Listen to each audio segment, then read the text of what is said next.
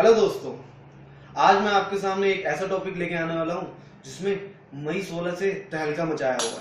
क्या? Curve outs, difference between IFRS, as, Ind AS. इसमें से एक टॉपिक मैं आपके सामने रखने वाला हूँ जिसका नाम है कार्व आउट्स 3 का। सबसे पहले आईएफआरएस 15 क्या था, उसमें revenue from contract with customers, उसका कार्व आउट्स बताऊंगा मैं इंड एएस 115 से, एंड देन इंड एएस 115 से एएस 7 एंड 9 का। आई नो सब कुछ ऊपर से उठा होगा, लेकिन मैं आपको डिटेल में, मैं यहाँ पे आपको लॉजिकल या कुछ वैसा नहीं बताने वाला कि ये मैं आपको लॉजिक नहीं बताने वाला, मैं आपको सिर्फ एग्जाम ओरिएंटेड, ताकि आप कार्व आउट्स लिख सको, आपके 5 मार्क्स पक्के हो सके और थोड़ी दुआएं मुझे भी मिल सके, सिर्फ वो बताऊंगा। Thank you. अब मैं यहाँ पे लूंगा आपको, यहाँ पे आइए। तो आपको कार्व आउट्स बताऊंगा मैं Ind AS 115 and IFRS 15, then Ind AS 115 का एएस 7 एंड एएस 9 से। सबसे पहले आपको मैं बताने वाला हूँ इंड एएस 115 का आईएफआरएस 15। सबसे पहले इसका नाम देख लेते हैं, revenue from contact with customer. Same नाम है, revenue from contact with customer है, सेम नाम, ये कैसे हो सकता है? हाँ, ये है विदेशी सी, जानते हो ना आप, जैसे कि ये है देसी। जैसे कि एक बैड बॉयज मूवी आई थी हॉलीवुड की, उसकी कॉपी हुई थी, जो कि बनाई, जिसमें एक्टर था विल स्मिथ, नाम तो सुना ही होगा। उसकी कॉपी आई थी बड़े मियाँ छोटे मियाँ। अब क्या विल स्मिथ को बॉलीवुड लाए थे क्या एक्टिंग के लिए? नहीं, यहाँ पे अमिताभ बच्चन जी को, गोविंदा जी को लिया गया था। वैसे ही यानी कि इसमें अडॉप्ट करके लाए, बट उसमें कुछ डिफरेंस आए, जिससे हम क्या बोलते हैं, कार्व आउट्स। डिफरेंस क्या है इन दोनों में, जिससे हमारा इंस्टीट्यूट 5 मार्क्स के लिए पूछने वाला है। अब जैसे कि यहाँ पे, अब इसका पहले तो नाम ही याद कर लो कि इन दोनों में रिलेशन क्या है। हम आईएफआरएस हॉलीवुड से, यानी कि विदेश से आईएफआरएस 15 उठा के यहाँ पे लेके आया। ओले ओले छोटा बेबी है ना, अभी तो ये आईएफआरएस 15 छोटे बेबी को यहाँ पे लेके आया है। अब देखो, ये भी 15, ये भी 115, एक मिनट 1 छुपा दूं मैं, 15, यानी कि यहाँ पे तो अब छोटा बेबी है ना, यहाँ पे तो इसकी मम्मा सोएगी बेड पे, तो यहाँ पे ये नीचे ना गिर जाए, इसलिए यहाँ पे साइड में तकिया लगा दिया ताकि ये बेड से नीचे ना गिर जाए। आईएफआरएस 15 से इंड एएस 115। अब यहाँ पे बेसिकली 3 डिफरेंस है। सबसे पहले फर्स्ट डिफरेंस, पेनल्टीज। यहाँ भी पेनल्टी, मैं हेडिंग डाल दूं, आप भी साथ साथ लिखते जाइए, सिर्फ एग्जाम ओरिएंटेड है। इसमें क्या है, पेनल्टीज, इसमें बताया गया जैसे कि ये मेनली रेवेन्यू रिकॉग्निशन उस टाइप का है। यहाँ पे बताया गया है कि पेनल्टीज, अब इंडिया है, पेनल्टी वगैरह जो ऊपर की कमाई होगी वो आप अपनी इंडिया में जेब में डालोगे या कहाँ पे डालोगे? जेब में डालोगे ना, लेकिन विदेश में जेब में नहीं डलता, गवर्नमेंट को या आपकी अथॉरिटी पे जाता है। यानी कि यहाँ पे क्या, penalties are not to be adjusted in consideration, यानी कि आपने वो कंसिडरेशन जो आपको मेन रेवेन्यू दिखाओगे उसमें नहीं दिखाना, उसमें एडजस्ट नहीं करना, अलग दिखाना है। याद करने के लिए मैं बोलूं कि कंसिडरेशन जो पेनल्टी मिलेगी वो आप अलग कंसिडरेशन में ना दिखा के आप अपनी जेब में डाल देना, यानी कि आई नॉट टू बी एडजस्टेड, उसे एडजस्ट नहीं करना इंडिया में, लेकिन बाहर में क्या था कि उसे अपनी जेब में नहीं डालना, कहाँ पे, कंसिडरेशन में शो करना है। ये सिर्फ याद करने के लिए मैं बता रहा हूं, are to be adjusted in consideration. First point complete. Second, excise duty. हा हा हा हा, एक्साइज ड्यूटी, यह भी excise duty.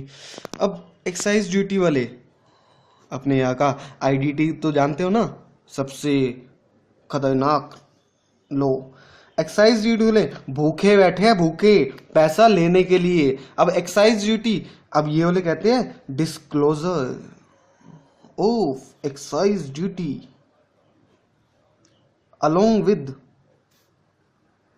sale is required, कि हमें डिस्क्लोजर दे दो कि सेल कितनी हुई, उसमें एक्साइज ड्यूटी कितनी थी।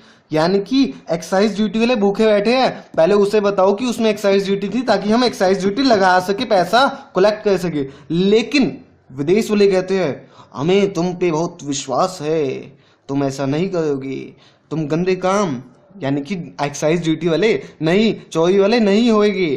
तो यहाँ पे इन्होंने क्या कहा, no such disclosure is required. क्या आप एक्साइज ड्यूटी अलग से मत बताओ, हम कैलकुलेट कर लेंगे, हमें आप पे विश्वास है।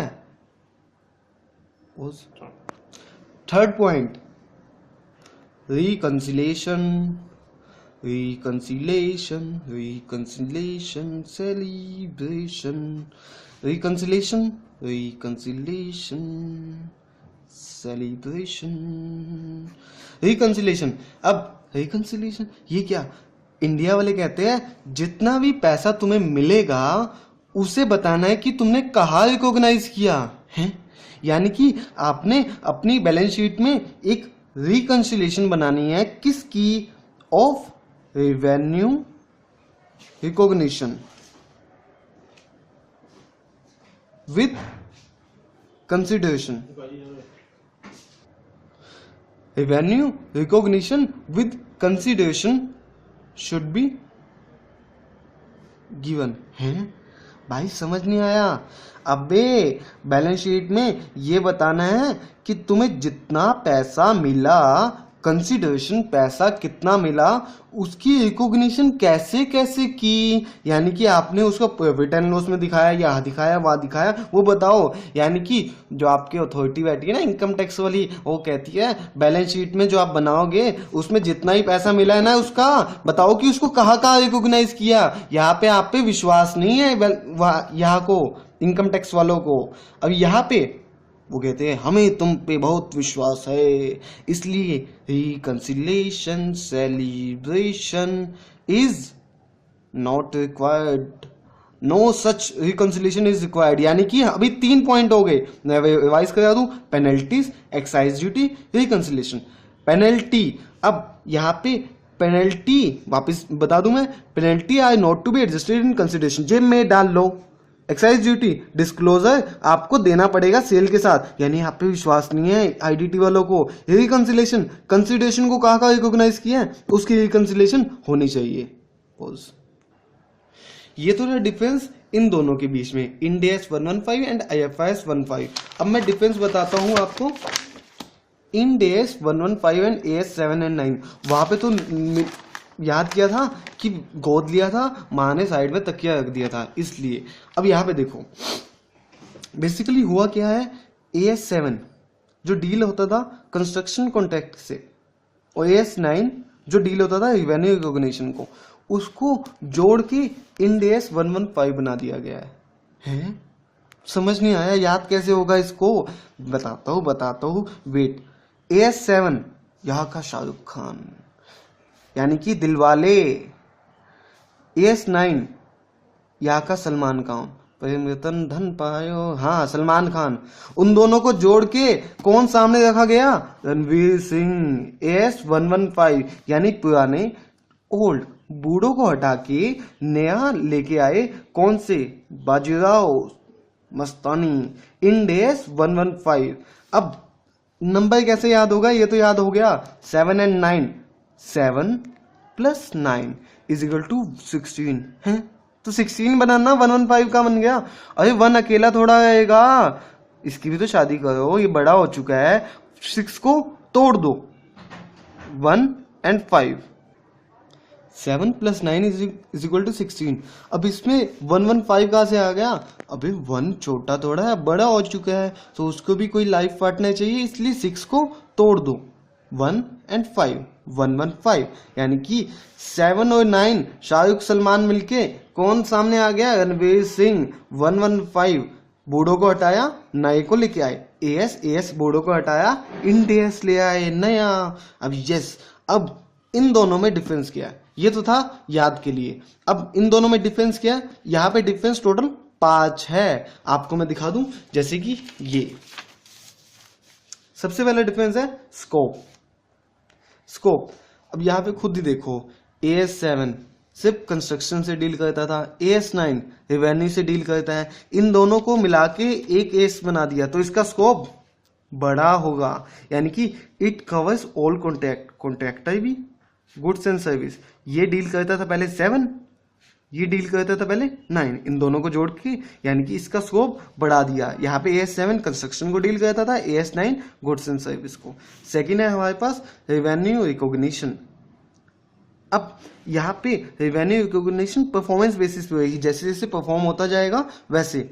लेकिन यहाँ पे रेवेन्यू रिकॉग्निशन 7 में डिग्री बेस यानी परफॉर्मेंस बेस पे थी, बट AS9 में ऑन कंसिडरेशन बेस, सेल के बेस पे थी।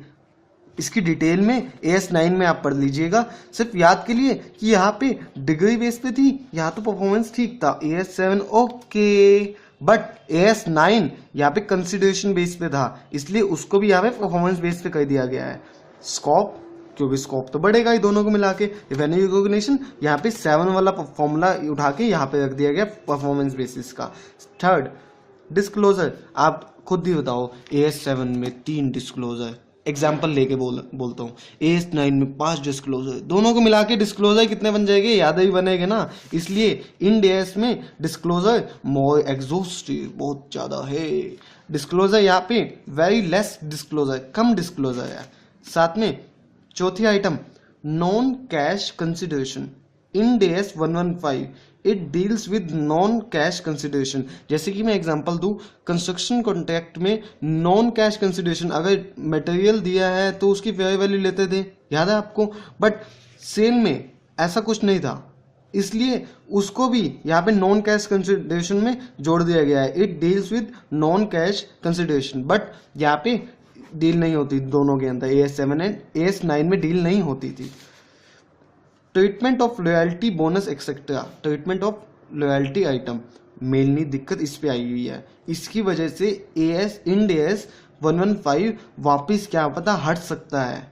ये क्या है, अब जैसे आप गाड़ी लेके आते हैं, गाड़ी लेके आए आप, उसमें यह है कि पहली पास सर्विस फ्री ऑफ कॉस्ट होएगी कि आप सर्विस करवा सकते हैं। अब इस गाड़ी में 5 लाख की वैल्यू में क्या ये 5 सर्विस की वैल्यू इंक्लूड होगी।